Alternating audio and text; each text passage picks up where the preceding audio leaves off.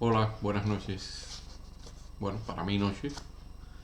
Buenos días, buenas tardes para quien sea el caso. Bueno, de nuevo vengo a torturarlos un poco con un tema que hace tiempo que estoy por tratar, que lo anuncié, que se trata de el diversionismo ideológico. Ya vimos la definición que se da en Revolución de diversionismo ideológico, cómo es que surge el diversionismo ideológico, ese, ese argumento que tanto sirvió para reprimirnos, para prohibirnos manifestar cualquier cosa que no estuviera dentro del canon de la revolución, de lo que se entendía como la identidad revolucionaria, ¿no? Y el diversionismo ideológico llegó a abarcar cosas desde las más sublimes hasta las más ridículas. Eh, Habría que referirse, bueno, ¿cuándo fue que se inició esto? Yo creo que es parte de esa misma lucha de Fidel Castro por entronizarse completamente en el poder de una manera que abarcara todos los aspectos de la vida nacional, incluyendo, por supuesto, la cultura, la educación, todo lo demás. Y el diversionismo ideológico es parte fundamental de esta ideología marxista, castrista, de no compartir espacio con otro tipo de ideología o con otro tipo de proyecto social, con otro tipo de pensamiento. Se necesita tener un pensamiento a efectos del castrismo monolítico, único y completamente fiel a la doctrina, no diré en este caso la doctrina comunista, ¿verdad? Sino la doctrina en este caso marxista. En el comunismo se refiere constantemente a la lucha de clases y se toma esto del diversionismo ideológico como una faceta de esa lucha de clases, que es la faceta de la lucha de clases cuando pasa de un estatus violento o de enfrentamiento físico a un, eh, según estos ideólogos, ¿no? El diversionismo ideológico es el intento de socavar las sociedades socialistas por dentro, ¿no? Mediante propaganda, etcétera, etcétera. Entonces yo podría, por ejemplo, remitirme a lo que fue las famosas aquellas palabras a los intelectuales, ¿no? De Fidel Castro en el año 61, en julio del 61, si mal no recuerdo, sí, en la Biblioteca Nacional. Yo en un momento determinado quiero hacer un programa que se refiera exclusivamente a lo que significó esta mal llamada revolución para la cultura nacional, porque fue un impacto tan violento, tan grande que requiere incluso dos programas que yo los estoy preparando y los voy a emitir en cuanto pueda, porque es un tema que, aunque el diversionismo ideológico entra dentro de esto también, el tema de la cultura nacional y la destrucción de la identidad, de la independencia de la cultura nacional, o sea, de la independencia del escritor como tal de la cultura nacional, es un tema que hay que tiene más por donde cortar. Eh, Porque esta destrucción deliberada de la independencia de pensamiento dentro de la cultura nacional definitivamente no lo voy a dejar en este tema, lo voy a ampliar. Bien, una de las cosas que me refrescaron más esto, porque vi un artículo de la Jiribilla, ¿no? Que es esa publicación que pertenece creo que a Juventud Rebelde en Cuba. Y entonces ellos en ese artículo están quejándose de la influencia que están teniendo ciertos modelos de la cultura norteamericana como Halloween dentro de Cuba, ¿no? Que hay gente que están tratando de celebrar Halloween, de mitad de Halloween. Y entonces, inmediatamente esta gente, estos puristas, ¿no? Pretendidos puristas de la cultura cubana, saltan a atacar la festividad de Halloween, que es una festividad celta, no es una festividad ni siquiera es norteamericana de origen, es una tradición de origen celta, muy extendida en Irlanda también, y que de ahí pasó a los Estados Unidos. Pero lo gracioso o lo indignante de esta gente de la jiribilla es que ellos, por ejemplo, dicen defender tradiciones nacionales, ¿no? Como el Día de los Fieles Difuntos. Cuando todos nosotros sabemos que todo lo que fuera el Día de los Fieles Difuntos, eh, cualquier celebración de tipo religioso, ya fuera católica, ya fuera protestante, ya fuera incluso de religiones afrocubanas, todo eso era mal visto y no diría que prohibido, porque había cosas que, bueno, no se podían prohibir así tan flagrantemente, pero sí los métodos para combatir todas estas cosas que ya estaban muy enraizadas, no, pero que se consideraban dentro de diversionismo ideológico también. Los métodos que se usaban eran invisibilizarlos, o sea, reducirlos a la invisibilidad, no darle ninguna promoción. En algunos casos perseguirlo cuando ya pasaba de un límite que ellos pensaban que ya era el tolerable. Prohibir es otra de las cosas en que el castrismo ha sido experto también en prohibir. Lo otro es ningunear, o sea, reducirte a la nada. Y el otro es censurar, que esa era otra de las especialidades favoritas también, ¿no? O sea, nosotros, yo creo que toda la gente de mi generación recuerda bien las películas que nos exhibían en el cine o en la televisión. Tenían una cantidad de censura horrible. Por eso es que había películas que originalmente duraban 1 hora 30, 1 hora 40 y que de repente veíamos que duraban 1 hora 20, 1 hora 10. Dice, ay, que corta la película. Es que la película tenía los tijeretazos. Eh, y no solo en eso, también cuando traía un tema sexual que se consideraba demasiado bueno, entonces también, como si fuera un cura de una iglesia, bueno, cortaban también. Pero bueno, eso es la asexualidad esta vamos a verlo ahora más adelante. Lo que pasa es con esta gente es que ellos no tienen el civismo de decir, bueno, yo voy a defender el Día de los Fieles Difuntos, una tradición que es el Día de los Fieles Difuntos, que es una tradición más hispana, eh, y por eso estoy preocupado porque la gente celebre Halloween para que no pierda esta tradición de los fieles difuntos. En Cuba la tradición de los fieles difuntos la suspendieron, eso quedó al olvido, eso no sé. Así que no sé qué es lo que están defendiendo ellos. Es una, hay que tener, son gente con la cara definitivamente completamente dura. Todo en Cuba sabemos que todo lo que fueran manifestaciones religiosas, eh, yo no diría perseguirlo con esa hazaña, pero sí se vigilaba de cerca a la gente que tenían una actitud religiosa militante, practicante, y eso no excluía a todas estas tradiciones afrocubanas que tanto ensalzan ahora, como nuestras raíces y como todo eso. Y entonces esa gente fue perseguida también, la gente que era santeros y que practicaban ritos afrocubanos, también fueron considerados gente ideológicamente con problemas y eso se veía como un oscurantismo, como muchas cosas. Incluso creo que hubo algún que otro animado de aquellos que hacían en el ICR, ¿no?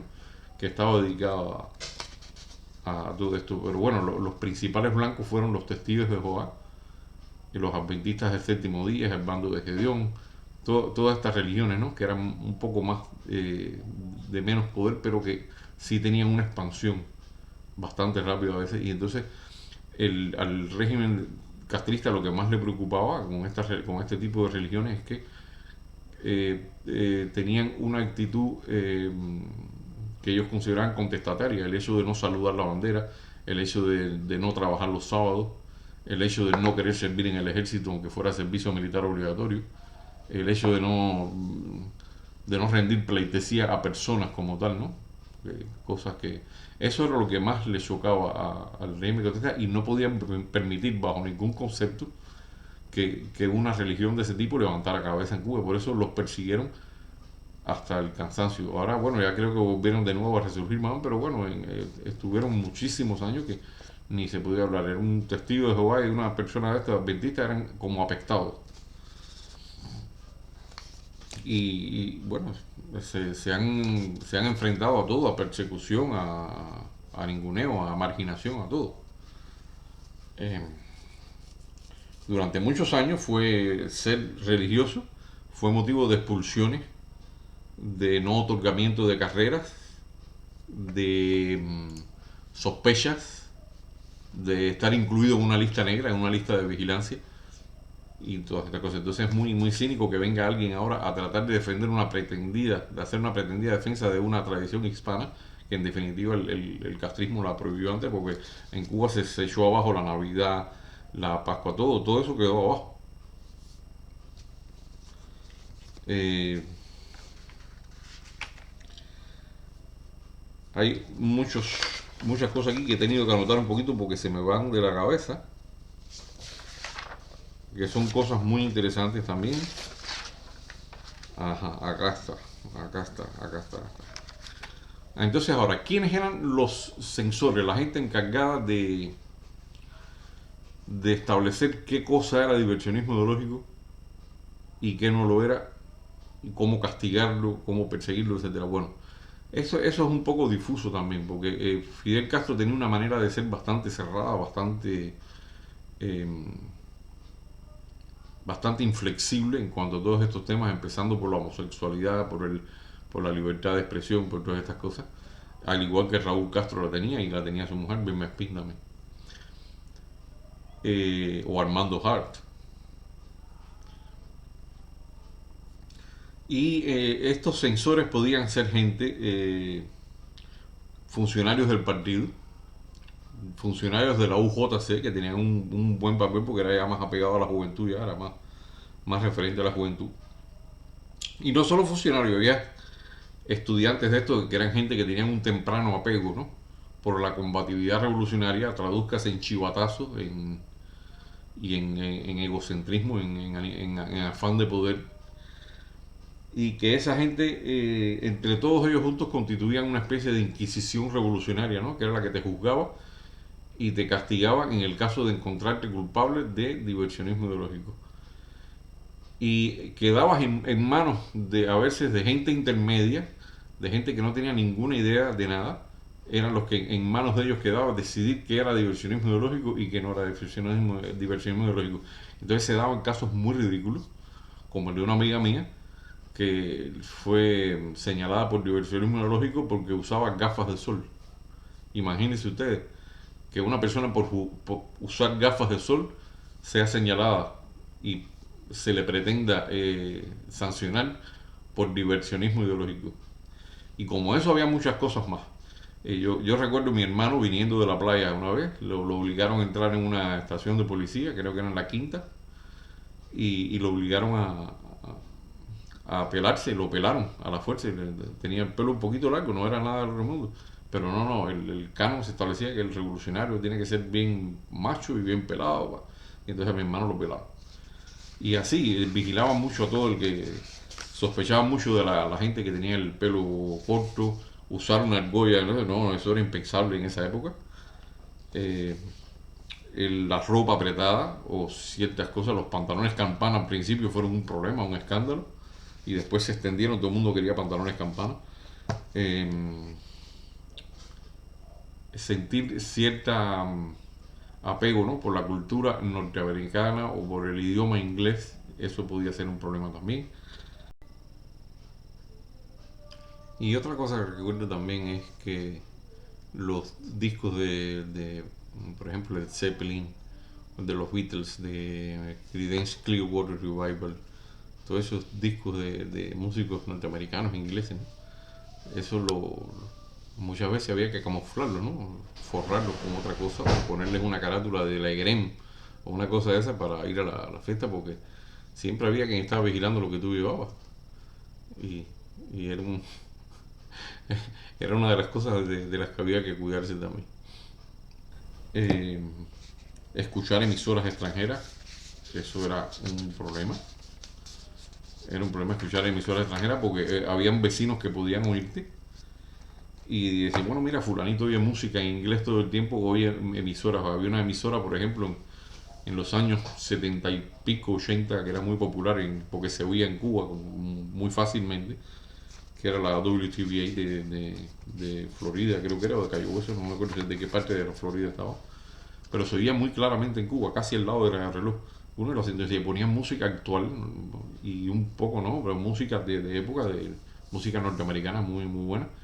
Y a nosotros nos encantaba oír esa emisora porque era lo único que había de música extranjera, lo único que se podía oír. y como estaba tan cerca, se oía perfectamente. Y había gente que hacía hasta fiestas con eso puesto. Pero qué problema tenía, que tenían locutores que hablaban en inglés, que anunciaban cosas, y todo eso era audible también. Y todo eso el vecino envidioso, el chismoso, lo oía. Y eso, como nosotros recordamos, se hacían para cualquier proceso que uno estuviera atravesando, ¿no? Para entrar en una carrera, para la gente que querían ser militantes de la UJC, o comprobaciones que se hacían regularmente por cualquier motivo, por uno o un otro. No era solamente que tú para todo lugar que tenías que entrar, tenías que hacer una autobiografía, lo que le llamaban Cuéntame tu vida o Historia del tabaco. Y eso tú tenías que escribir todos los detalles de tu vida, ¿no? De si recibiste regalos de familiares en el extranjero, si recibiste extranjeros en tu casa, cosas así, eran preguntas de todo tipo, ¿no? Algunas de ellas tan ridículas que, bueno, que, que si votaste en las elecciones del 59, cosas así. Y, y entonces todo eso era objeto de vigilancia. Venía un grupo de personas o una persona que era la que se dedicaba a comprobar, ¿no? Tus antecedentes, tu vida familiar, tu vida social en el barrio y todo eso. Y entonces iban al más confiable de la cuadra, de donde tú vivías, que era una persona posiblemente del partido, o alguien que fuera o de una familia que eran militares o algo así. Y esas personas eran las que daban su opinión sobre ti, sobre qué música tú escuchabas, qué ropa tú te ponías cuando ibas a salir, si hacías las guardias del CDR, si participabas aquello de arrancar yerbita en los canteros del CDR, aquello que decían trabajo voluntario, eh, cosas así.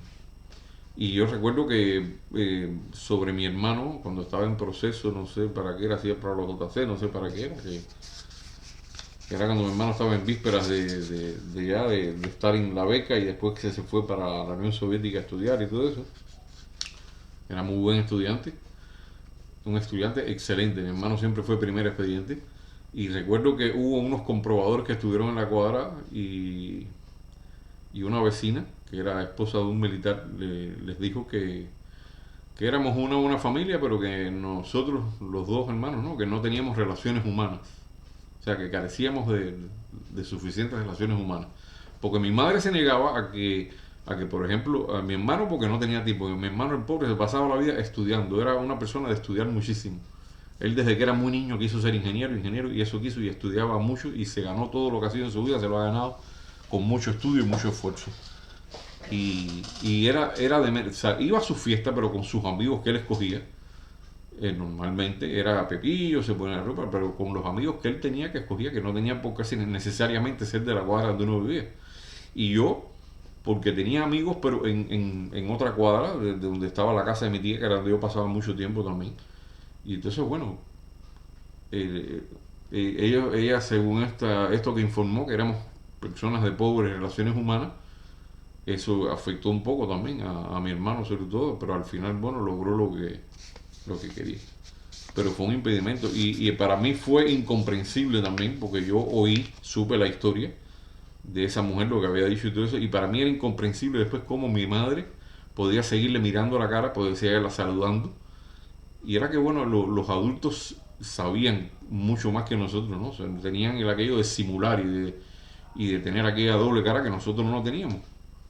Y entonces a mí me provocaba una indignación tremenda cuando mi madre la saludaba y yo no podía entender a mi madre.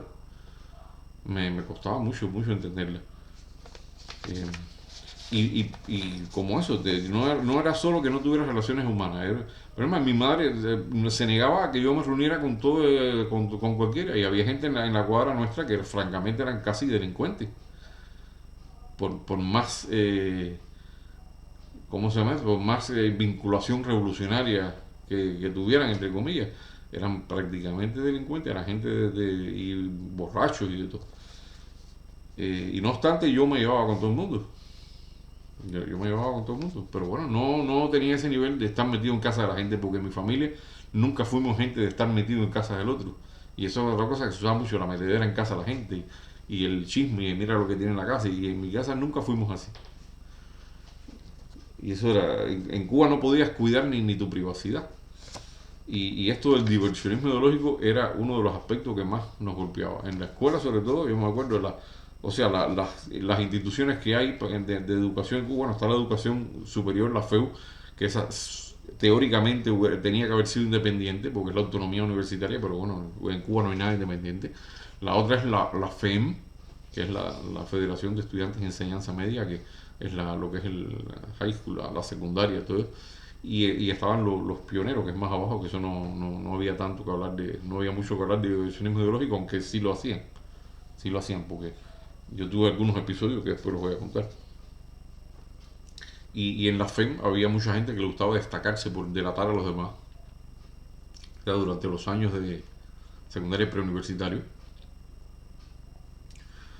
Y, por ejemplo, uno tenía que cuidarse si uno tenía un par de zapatos deportivos que los padres le habían comprado, que no llevarlos a la escuela para que no los vieran, porque era un problema. Porque entonces el que no lo tenía le molestaba que tú lo tuvieras y así. Entonces ya eso era diversionismo ideológico también. Si tenías un reloj, tenías que ver si el reloj era muy llamativo, ya se llamaba la atención y decía, mira, este está exhibiendo el reloj. Todo era un problema, como mismo esta amiga con el caso de las gafas de sol. Eh, Masticar chicles, eso era pecado mortal, casi se podía considerar, porque el chicle no lo había en Cuba, entonces eso era señal de que alguien te lo mandaba. Yo tuve una vez un problema con una amistad de una de mis tías que estaba en Estados Unidos y mandó, no sé cómo se las arregló, mandó una tirita de chicle dentro de una carta, de un sobre, y llegó y mi tía me dijo, ah, mira, mira lo que mandó fulano, mira, tómate un chicle. Yo nunca había comido un chicle y yo mastiqué el chicle aquel y me vieron y aquello fue, oh, mira este masticando chicle, ¿quién se cree que es? Que no sé qué. Y aquello después levantó comentarios, eso fue tremendo. Eh, ¿qué otra cosa también? Ah, había un detalle también cuando uno escuchaba artistas prohibidos, ¿no? ¿Qué cosas eran los artistas prohibidos? Artistas que, aunque en Cuba gustaran muchísimo, en algún momento de su vida, de su vida pública, habían hecho algún comentario que no les gustaba el castrismo o o que hubieran cantado supuestamente en un cumpleaños de algún enemigo de estos, gente que Cuba no podía soportar, como Pinochet, o que hubieran de alguna manera expresado que en Cuba no había libertad, que el mínimo, que hubieran hecho el mínimo, o gente que tenían canciones con contenido religioso, como el caso de Roberto Carlos. Roberto Carlos estuvo eh, fue súper popular en Cuba. En Cuba no había fiesta de gente joven que no tuviera la parte romántica de la fiesta, que eran canciones de Roberto Carlos. Que aquello eran las canciones que nos ponían, y a todo el mundo, como le decían, canciones de chupar oreja, ¿no? Canciones para apretarse, para bailar romántico, todas eran con Roberto Carlos. Pero Roberto Carlos tenía algunas canciones, entre ellas una que decía Jesús Cristo, ¿no? Que era muy conocida, y esa canción, incluso la gente, en cuando aquello se grababan las músicas que a uno le gustaban, las grababa en cassettes. Y muchas veces esa canción de Jesucristo se evitaba, ¿no? No se grababa porque no querían que mucha gente no quería que se oyera, ¿no? La gente después lo oía, particularmente lo oía por su manera, entonces es otra cosa. Pero gente como José Feliciano estuvo también por alguna manifestación que hizo sobre Cuba. José Feliciano estuvo prohibido, aunque la gente lo seguía oyendo en su casa, era prohibido. Los boleristas, estos grandes boleristas de Cuba, eh, estoy tratando de acordarme de los nombres ahora, alguien de ustedes me lo va a recordar después. Eh, Tampoco se podían oír. Julio Iglesias estuvo prohibido durante mucho tiempo. No sé, creo que era porque había cantado en el cumpleaños de alguien, no sé de quién, si de Pinochet, de Somoza, no sé de quién rayo. Eh, y bueno, era la lista de cantantes y de artistas prohibidos, ¿no? Podía extenderse según el criterio de quien fuera. Porque el problema que era una cosa latente, que tú nunca sabías quién era el que prohibía aquello, ¿no? Eh, y bueno, había gente incluso que decía que no, que ese no era Fidel, que era gente de abajo, que Fidel no lo sabía. pero eso es parte de la misma historia. Siempre han tratado de aliviarle las culpas, como hicieron con Stalin, ¿no? Que trataron de aliviarle la culpa de todo lo que había hecho, y con Fidel hacían algo parecido, y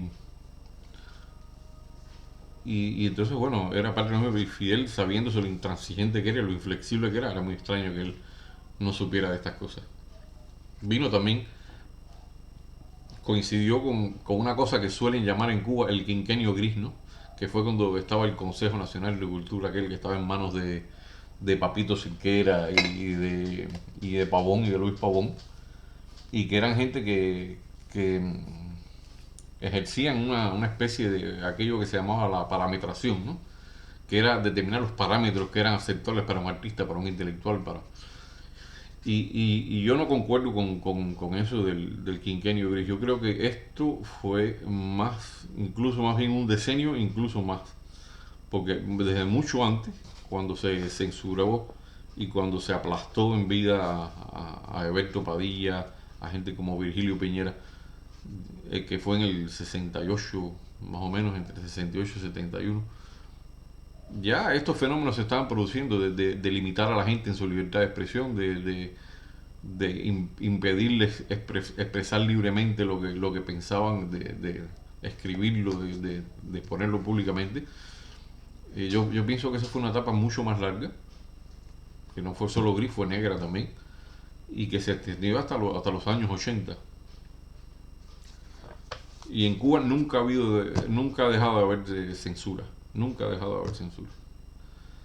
Otra cosa que era muy peligrosa también era escuchar cualquier emisora que se supiera, ¿no? Por ejemplo, La Voz de los Estados Unidos, porque era lo que sabía, porque tenía aquel zumbido característico que le habían hecho, ¿no? Que se sentía en cualquier lado quien estaba viéndolo. En mi cuadra, por ejemplo, había gente que nunca habían sido comunistas ni nada, y oían siempre aquello, que era una señora mayor ya, con el novio, el marido, no sé lo que era, y esa gente oían a todo meter aquello y nadie les decía nada, porque bueno, ya, ¿qué iban a hacer con ellos?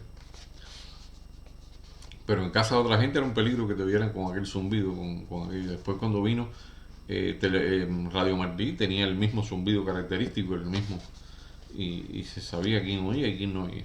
Había siempre alguien presto, de manera sucia, de manera cobarde, para delatarte, para escribir un informe sobre ti, y tú no sabías de dónde te venía el golpe, porque se acertaban los anónimos así por ahí. Había veces que una vez dijeron algo, creo que fue Raúl Castro, en contra de los anónimos, pero a pesar de todo lo que dijo, los anónimos se seguían teniendo en cuenta. Quizás no te podían atacar de manera directa, pero sí te investigaban, a causa de cualquier anónimo que se escribiera. Nunca dejaban de investigarlo. Y en el caso de que tú te estuvieran haciendo una comprobación, no te podías defender, ni aunque te hubieran dicho, mira, en tu cuadra dijeron esto y esto y esto. O sea, nadie te podía decir quién fue, estaba prohibido decirte quién fue, y tú no podías hacer nada, porque incluso según la policía, la ley, era lo que era penado era decirte quién fue el que dio el informe sobre ti. O sea que era muy difícil. Yo, por ejemplo, en uno de los últimos lugares donde yo viví, había un sujeto que era del Partido Comunista, un piloto de Cubana Aviación, que después desertó con el avión, o sea, en España se robó el dinero ese dinero efectivo que va para casos de urgencia, ¿no? En los aviones. Se lo robó en España y se montó en otro avión que iba rumbo a Canadá, donde creo que también se robó el dinero de ese otro avión, el efectivo, y se quedó en Canadá y después cruzó a Estados Unidos. Y ese hombre, que era un tipo que se comía el mundo, que era un comunista de estos, dio unos informes horribles sobre mí, que yo era una persona obsesionada con la tecnología, con la cosa material, cosas así, todo porque a mí me gustaba la música, me gustaba tener mis equipos y los cachivacheaba todo, ¿no? Él también. Y ese individuo era tan inmoral que, bueno, al final era un doble moral de esto más, lo que terminó haciendo. Eh, mm, yo recuerdo una vez en una escuela al campo que estábamos, eh, alguien tenía puesto a Roberto Carlos, creo, y un alumno que había allí, esto fue durante la secundaria, eh, de nombre Vladimir Durán, fue a la dirección del campamento rápidamente a informar que estábamos oyendo a Roberto Carlos, que era una cosa que estaba prohibida. Y este sujeto, que la novia de él era una chivata también de alto calibre, bueno, era un dolor de cabeza para todos nosotros, ¿no? Y después en mi vida yo hubo 2 o 3 veces más que lo vi actuar de la misma manera, o sea, que fue una gente que fue chivato, se puede decir, desde niño, hasta que ya llegó a la adultez. Y entonces ese era uno de este tipo de gente que le gustaba toda esta censura y toda esta cosa y se aprovechaba de todo esto para seguir escalando posiciones y para llegar a ser alguien. Pero sin embargo, en la escuela, aquello de la ostentación, que era muy mal visto y todo esto, a los hijos de los dirigentes nadie les decía nada. Había gente, eh, hijos de ministros, de gente así que iba que incluso no usaban uniforme, algunos usaban jeans en vez del uniforme, del pantalón mostaza horrible aquel que nos llamaban chícharo. Bueno, estos hijos de dirigentes, de gente así, no, ellos usaban jeans y zapatos Adidas o Reebok y cosas de esas y nadie les decía nada. A esos nadie los acusaba de diversionismo ideológico, jamás, jamás. Eh, y se sabía, tenía un nivel de vida, imagínense, y todo eso la gente lo veía. Hubo un caso que una vez hizo ruido en el preuniversitario Pablo de la Torriente, que estaba en Miramar, en 34 y primera, que había una muchacha que era sobrina de Abrantes, creo que de José Abrantes, sobrina, no era ni siquiera la hija, y llevó un álbum de su cumpleaños y de cosas esas, pero que era un escándalo. En la casa que se veía que aquello era un nivel de vida, pero a todo tren, en balatones, fotografías en excursiones en lugares exóticos de Cuba que el cubano común no podía soñar con él, en regatas, en cosas así. Y aquel álbum creó un estado de opinión tan fuerte en la escuela que le dijeron que tenía que llevarse el álbum y no podía traerlo más, que eso no se podía. O sea, ella no pasó nada con ella, ni con su familia, ni con nada, simplemente que no podía traer el álbum. Y conocí así a algunos compañeros míos de escuela que eran hijos de gente de altos cargos, eh, yo fui a sus casas y tenían un nivel de vida más alto. Había gente que vivía ahí en Miramar y tenían sus casas con todo. Yo no tenía ningún problema con ese tipo, ¿no? Porque bueno, yo viví de manera bastante holgada también. Yo vivía también en Miramar y todo eso, pero esta gente tenían un nivel adquisitivo mucho mayor. Tenían videos, tenían reproductores de música que no tenían los demás. Era muy difícil encontrar cosas así. Y eso era una de las cosas que más se castigaba también, se perseguía, que la gente viera videos en la casa, ¿no? En reproductoras domésticas. Y después la gente se contaba aquello. Entonces películas que eran norteamericanas casi todas y de ahí la gente se las contaba de boca en boca. O se reunían en grupos a verla. Eso era un problema también. Y yo tuve episodios personales incluso de más niños, de la primaria. Yo tuve una vez un problema porque en mi casa mi abuelo fue presidente del Lions Club, del Club de Leones, ¿no? Que era una organización benéfica, ¿no? La mayoría eran masones, ¿no? Mi abuelo era masón también. Y entonces en mi casa había muchas cosas del Club de Leones, había sobre todo unas pegatinas muy bonitas con la cabeza del león así. Y yo tenía algunas pegadas, creo que en las libretas mías, alguna cosa. Aquello fue un problema. Aquello fue un problema. Después tuve un problema porque había una señora que yo conocía también y un amigo mío y ella trabajaba para unos canadienses en una casa que estaba en particular en 21 y 46 ahí en Playa, en Almendares. Y entonces los canadienses tenían casas y ella se quedaba ahí en la casa, cuidaba la casa, se encargaba de todo. Y me acuerdo que había muchas revistas de Newsweek, Time y todo eso. Y yo muchas veces se las pedíamos y ella nos dio revistas. Y a mí se me ocurrió una vez llevar 1 o 2 revistas de esas a la escuela. Ni sé por qué lo hice, estaban en esto y alguien las vio. Porque había una de ellas que, eso fue en 11º grado, yo creo. Había una que parecía que era un artículo sobre John Travolta, ¿no? Y entonces aparecía una foto de cuando Travolta estaba en sus mejores años, era un tipo bonitillo, ¿no? Y se aparecía en la portada. Y las muchachas aquellas en el aula, el alboroto que se formó con la foto de Travolta, y le daban besos a la portada y aquello. Y entonces llegó un profesor de esto que era bastante inflexible esto, bueno, me confiscaron la revista, llamaron a mi madre, aquello fue tremendo, tremendo fue aquello. Otra vez también me confiscaron una geografía de Levi Marrero, que había sido la persona que había escrito la geografía de Cuba antes de la revolución, que era la más consultada, la más usada en educación. Y después pasó a ser la geografía por supuesto, del Tracatrán de Fidel, de Antonio Núñez Jiménez. Y entonces me confiscaron la geografía de Levi Marrero, porque no era acorde a los cánones, ¿no? De la entidad revolucionaria. Eso era diversionismo ideológico también.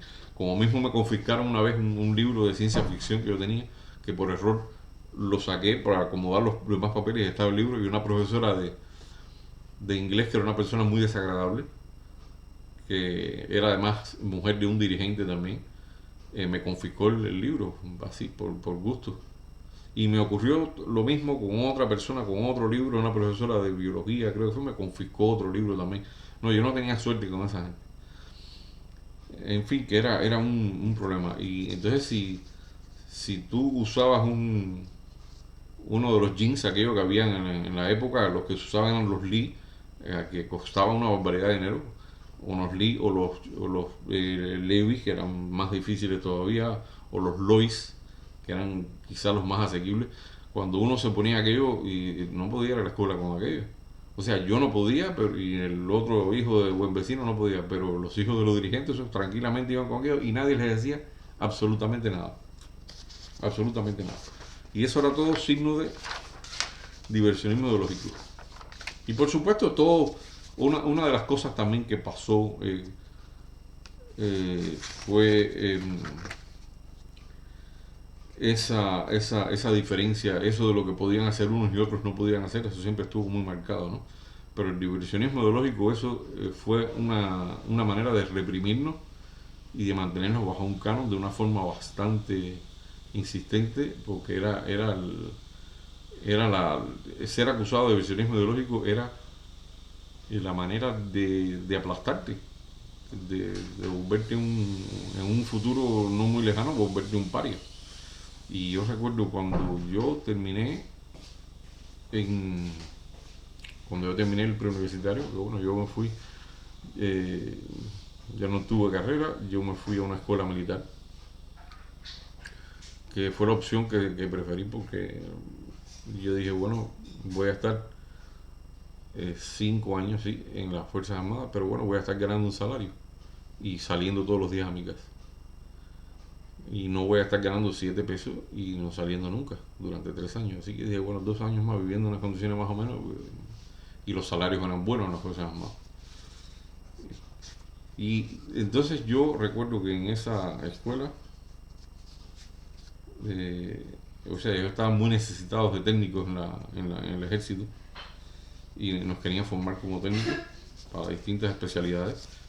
Y recuerdo que en esa escuela, cuando yo llegué, que era el centro de enseñanza militar, yo recuerdo que el expediente mío acumulativo de lo escolar, o sea, aquello que te llevaba en la escuela, estaba allí. Había un cuarto de estos abiertos, ahí tenían tirados todos los expedientes de toda la gente. O sea, no se habían interesado en revisar esos expedientes ni en nada.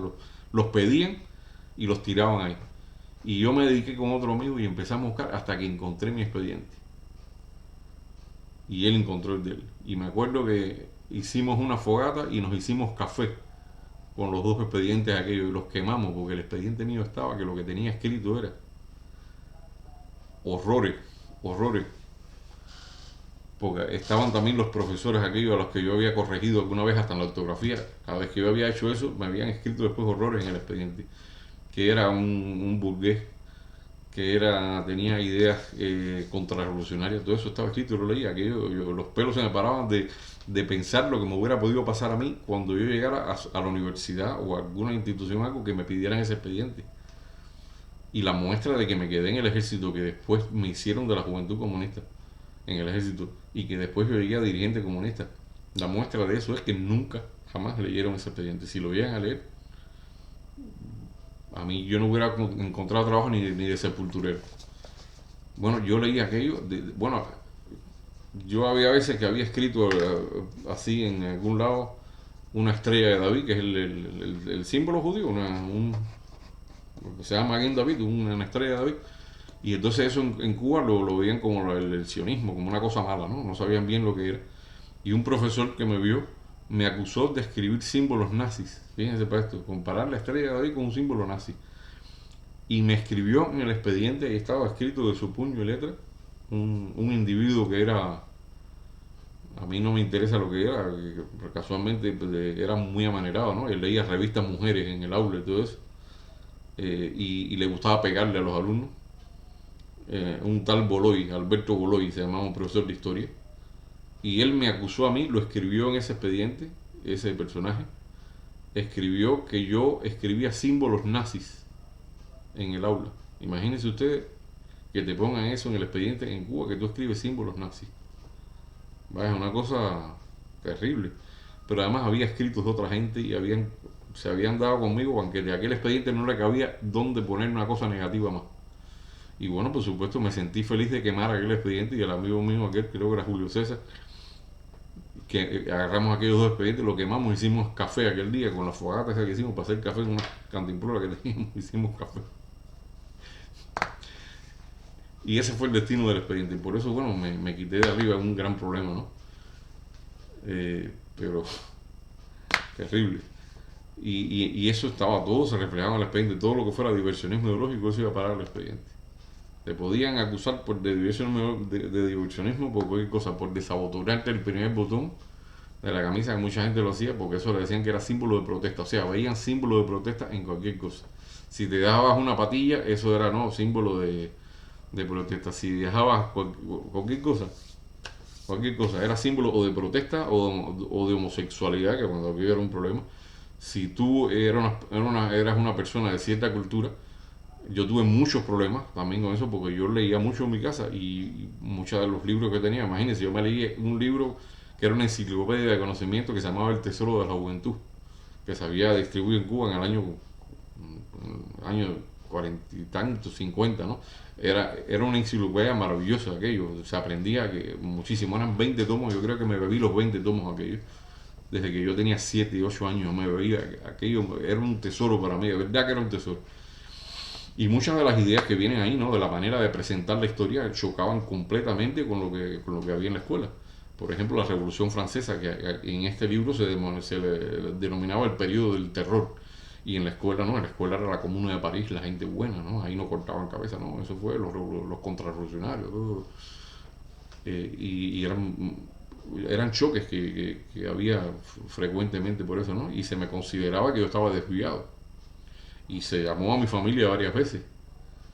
Y eso fue un poco problemático, ¿no? O sea que no se podía tener un pensamiento independiente. Si te gustaba la zarzuela o te gustaba alguna música clásica, no, este es medio raro o es maricón o siempre era un problema. O sea, era hasta las cosas más mínimas esa gente lo consideraba un problema, ¿no?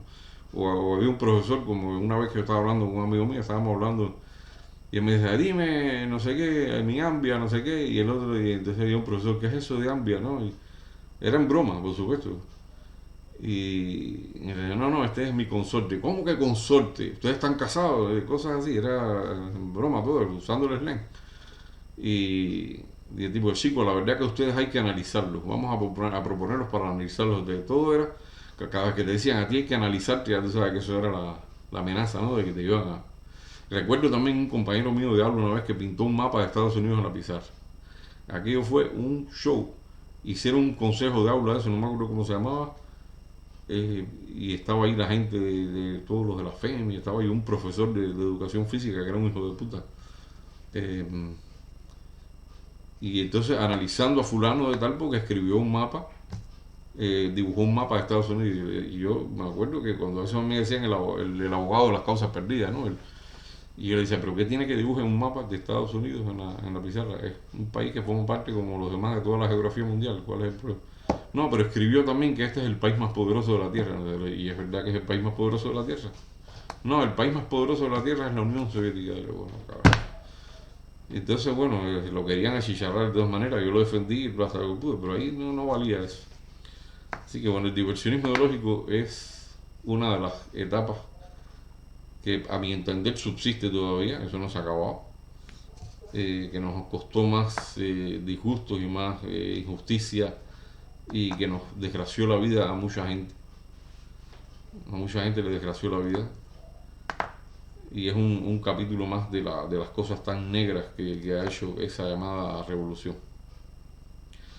Eh, Quiero hacer una segunda parte de esto, pero ya es un tema más específico dentro de lo que es la ideología, que es el tema de la sexualidad, ¿no? Y cómo se trataba el tema de la sexualidad en esta época y cómo después vinieron todos estos filósofos, esta influencia alemana, socialista por supuesto, eh, a contrarrestar un poco la balanza y todo cómo surgió después lo del cenesex y toda esta historia.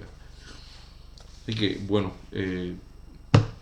si, como siempre quiero que me hagan preguntas, que me manden comentarios, y bueno, el que quiera abundar, arriba que mande porque me ayudan a refrescarme más todavía. Así que bueno, les agradezco que me hayan aguantado la perorata. Hoy me sentía un poco cansado porque estoy lleno de golpes. Me tuve un accidente de ayer por la mañana, que todavía me quedan rastros, ¿no? Por aquí tengo todas las piernas hechas un desastre. Me dio un golpe en la cabeza fuerte, pero me salvó el casco porque patiné con una mancha de aceite. Y me di golpes bastante fuertes y tengo la rodilla que es un melón todavía. Y hoy me tuve que ir a hacer radiografías y bueno. Así que bueno, vamos esta noche por hoy lo voy a acabar ya. Así que bueno, los dejo que descansen, que se diviertan según sea el caso y